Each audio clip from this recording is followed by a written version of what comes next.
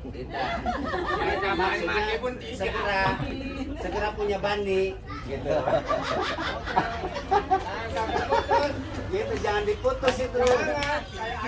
Garis nubuah Satian jangan diputus. Siapa tahu nanti lahir yang ditunggu-tunggu Al-Mahdi atau Al-Masih itu dari keturunannya Muflis gitu. Kan gitu ya. Amin gitu atuh. Amin. Ya, itu Muflis sama Om Ade tuh. Oh, semoga segera punya momongan. Amin ya rabbal alamin ya. Semuanya mendoakan itu. Jadi perlu ikhtiar yang lebih sungguh-sungguh.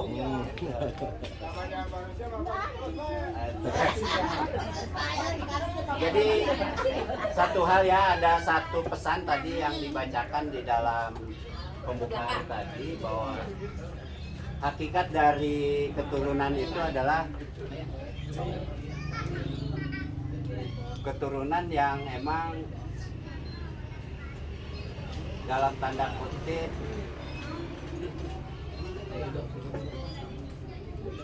ada kaitannya dengan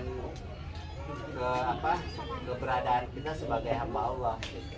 Nah kalau kita ngerunut dari Nabi Adam, Nuh, Hud ya, kemudian punya anak berapa keturunan sampai segala macam. Nah sejatinya keturunan atau bani yang sejati itu seperti itu sebenarnya gitu. Artinya itulah keturunan gitu. Keturunan yang emang diikat oleh satu ikatan. Makanya bagi kita memaknai ayat yang tadi disampaikan di pembukaan adalah ada sesuatu yang harus kita lakukan terhadap anak keturunan kita yang tidak boleh tidak itu harus kita lakukan. Kalau Ibrahim mewasiatkan kepada anak keturunannya. Apa wasiat dari Ibrahim tadi yang dibacakan? Katanya wala tamutunna illa wa antum muslimun. Karena kenapa? Karena sudah dipilihkan oleh Allah buat anak-anak keturunan Ibrahim itu adalah adin, yaitu dinul haq yang disebut dengan dinul Islam. Nah, Ibrahim mewasiatkan kepada anak-anaknya untuk tidak mati kecuali dalam keadaan sebagai seorang muslim atau sebagai muslimun. Itu yang diajarkan oleh Ibrahim, sebagaimana juga Yakub ya di ayat berikutnya ya, ketika am kuntum syuhada'a idh hadara Yaqubal maut, ketika datang kematian ke Yakub ya. Nah di situ anak-anaknya menyaksikan kematian Yakub. Nah ketika Yakub mati disaksikan oleh anak-anaknya, yang dilakukan oleh Yakub bukan nanya apa-apa gitu, bukan besok makan apa gitu. Artinya seorang bapak yang namanya Yakub itu mengkhawatirkan anak-anaknya besok jadi apa ya gitu loh, kerja di mana ya, makan enggak ya, bukan itu. Tapi yang dilakukan beliau adalah mata buduna mimbadi, apa yang kalian sembah abdikan nanti setelah aku.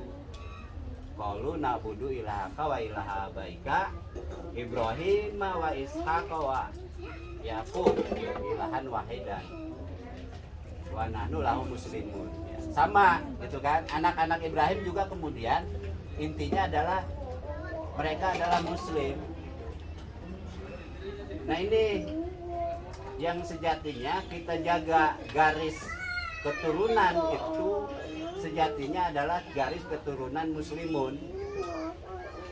Ini yang harus dipahami oleh kita gitu.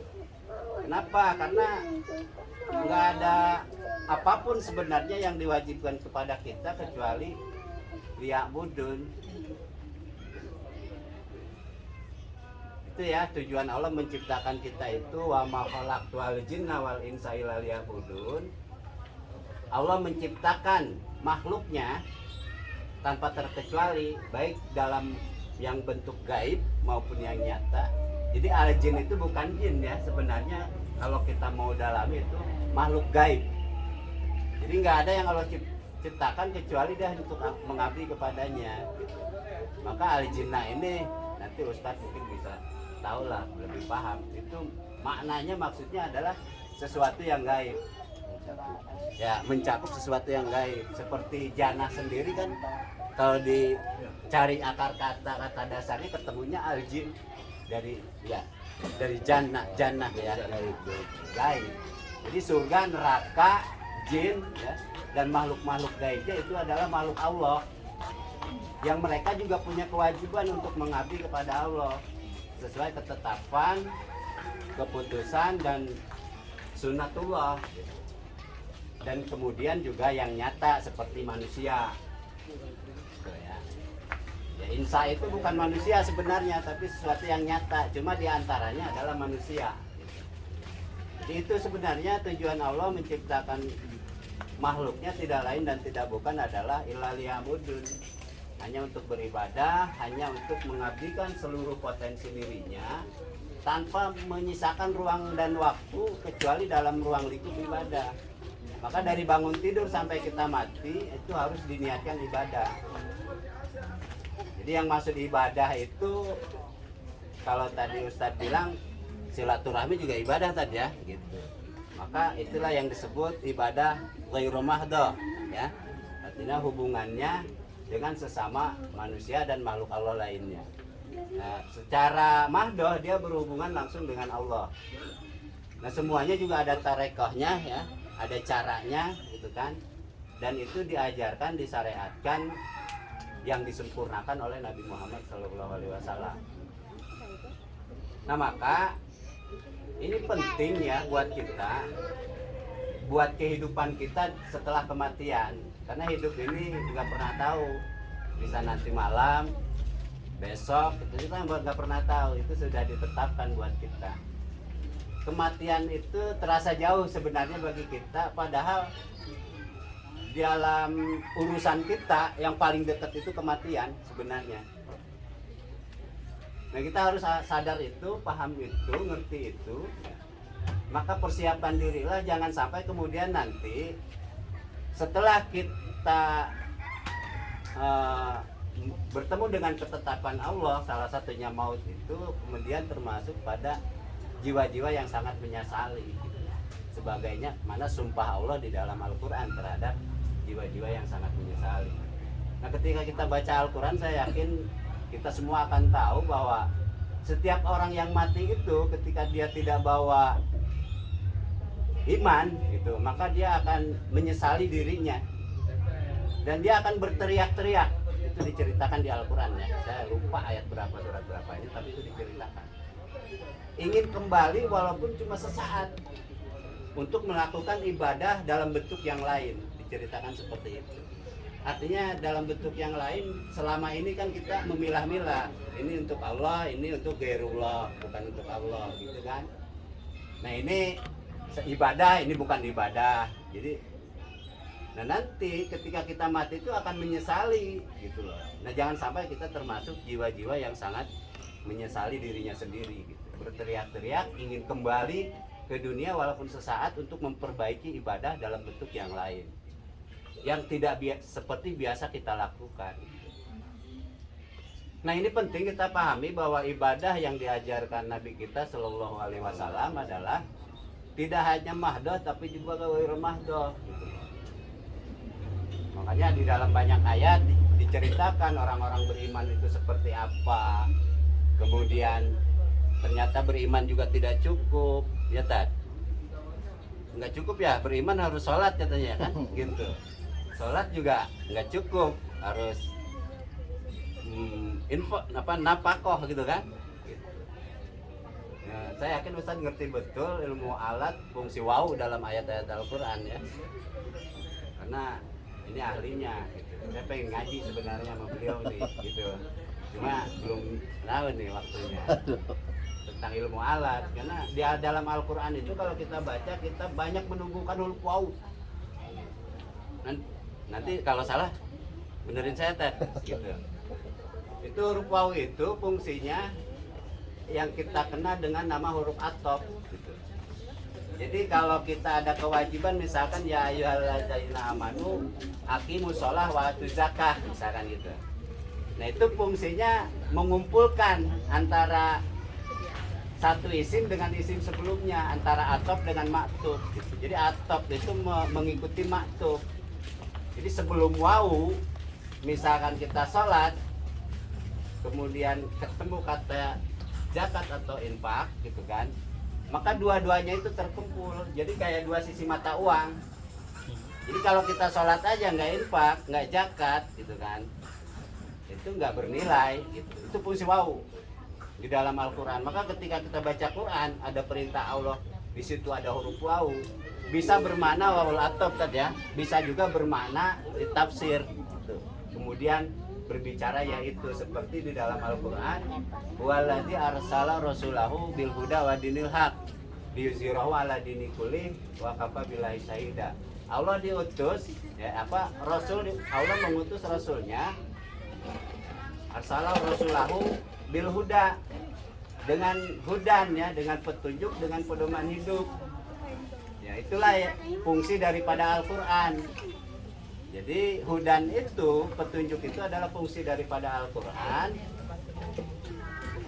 yaitu dinul haq gitu, seperti itu. Nah itu konsep, semua adalah konsep. Jadi kalau kita tanya sekarang mana sih dinul Islam itu, mana sih agama Islam itu nggak ada. Itu tuh konsep. Itu ada ketika itu kita objektifikasikan, kita hadirkan di dalam diri kita gitu.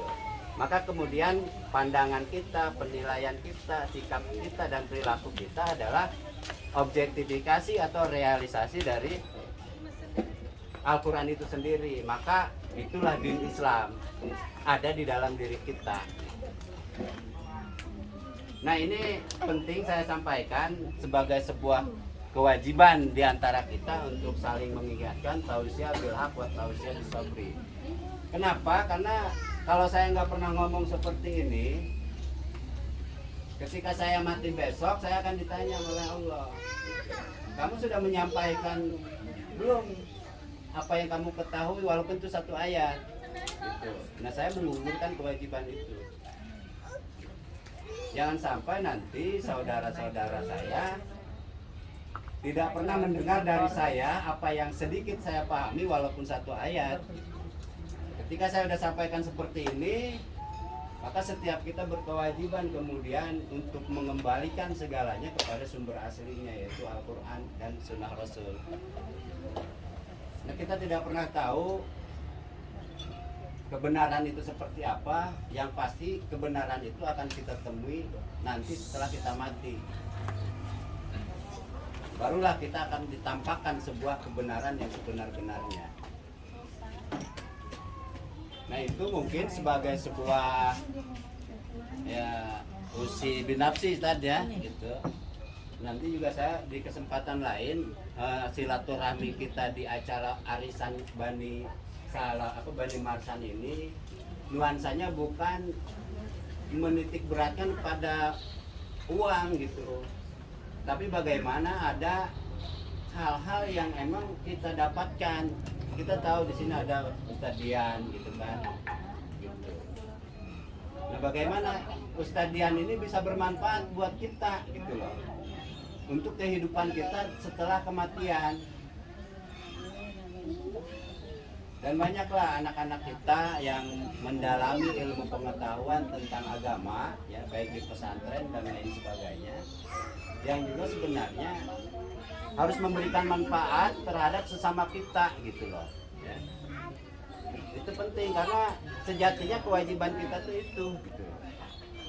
Nah sebagaimana Ibrahim juga sebagaimana Yakub, maka yang harus kita lakukan terhadap anak-anak keturunan kita ke depan adalah wawasobiha gitu ya. Berwasiatlah kepada anak-anaknya. Jangan sampai kita mati dalam keadaan belum berwasiat. Karena kalau kita belum berwasiat, kita akan membawa beban yang banyak nanti. Ketika kita sudah berwasiat, maka itu akan menjadi tanggung jawab anak keturunan kita. Karena kita sudah wasiatkan. Kita sudah tidak memiliki apa-apa ketika kita menghadap Allah Subhanahu wa taala. Sehingga kita berharap Allah tidak menanyakan, karena sudah kita wasiatkan kepada anak keturunan kita. Nah kalau sampai kita meninggal belum mewasiatkan apa-apa kepada anak kita, maka itu jadi beban kita nanti yang akan ditanyakan oleh Allah. Berwasiat kepada anak-anaknya apa? Wala tamutunna illa wa antum muslimun. Jadi harapan saya, kita semua sebelum meninggal dunia, sebelum mati, berwasiatlah kepada anak keturunan untuk tidak mati kecuali dalam keadaan muslimun. Ya. Itu, nah ke depan nuansa-nuansa manfaat yang harus kita hadirkan di setiap pertemuan silaturahmi ini. Jadi arisan kita tuh hakikatnya adalah ngaji gitu ya. Sayang ada Ustadz Dian gitu loh, yang udah tahunan dia mendalami kitabullah ya, yang mendalami pengetahuan tentang keagamaan. Tapi kita nggak dapat manfaat darinya, sayang. Gitu. Jadi ke depan tolong tausiahnya, nasihatnya. Karena nasihat itu tidak hanya dari yang tua ke yang muda. Kalau saya sih gimana ini aja semuanya gitu. Ya ini kemudian jadi tanggung jawab kita gitu. Karena kalau kita ngejalin silaturahmi asobiyah ya klan gitu, ya nanti apa bedanya gitu dengan klan-klannya jahiliyah gitu kan gitu. Sejatinya buat kita, harapan kita kan Nabi Adam menghadirkan Nuh menghadirkan Hud. Tapi di situ banyak kan anak keturunannya, tapi dia ketemu tetap ke nabi sampai Nabi Muhammad kan lahirnya dari para nabi, dari Yakub kan turun sampai Isa. Kemudian Nabi Muhammad dari keturunan Ismail, sehingga akhirnya penganut agama Islam yang dibawa oleh Musa yaitu Yahudi, penganut agama Islam yang dianut oleh yang dibawa oleh Isa yaitu Nasrani gitu kan, tidak mengakui Nabi Muhammad karena bukan dari keturunan Yakub gitu. Jadi orangnya yang dilihat bukan nilainya gitu loh. Yang ngomong Sayuti, yang ngomong Setian, siapa sih mereka? Yang dilihat itunya, bukan isinya gitu loh. Nah, ini yang harus dipahami ya. Nah bagaimana nih, kan ada dulu tuh nama katanya dari Ahad itu ya, Allah gitu kan. Itu di banyak Al-Quran, bahkan kitab-kitab lainnya akan turun seorang nabi atau rasul yang namanya Ahmad ya. Itu yang kemudian penjelmaannya jadi Muhammad ya gitu. Nah, itu biasanya orang yang mendalami tarekat akan ketemu kalau ngaji itu ya. Kita nggak dalam konteks itu, tapi secara hablum minallah untuk mengkaji itu juga sebenarnya penting. Cuman kemudian juga jangan terjebak pada akhirnya nanti ahadiyah gitu. Ini bahaya juga kalau nggak buat diri, nggak buat orientasi. Jadi penting ya. Nah bagaimana ada berita kan di agama kita bahwa nanti di akhir zaman akan datang namanya Al-Mahdi ya. Nah ini mudah-mudahan dari keturunan kita. Kan itu yang dilakukan oleh Ibrahim ketika berdoa. Minta dari keturunannya itu nubuah para nabi dan rasul, dan diijabah oleh Allah karena kemampuan dia menghadapi ujian-ujian dan cobaan-cobaan. Nah intinya sebenarnya dari ini semua, pesan yang dapat diambil kesimpulan adalah yuk anak-anak kita jaga agar nanti matinya dalam keadaan muslimun. Nah untuk menjaganya maka taqarrub ilallah itu sangat penting. Bagaimana taqarrub ilallah? Ya Allah, Nabi Muhammad ngasih cara lah dengan sholat 5 waktu, sholat wusta, menghadirkan batin dalam sholat 5 waktu gitu kan.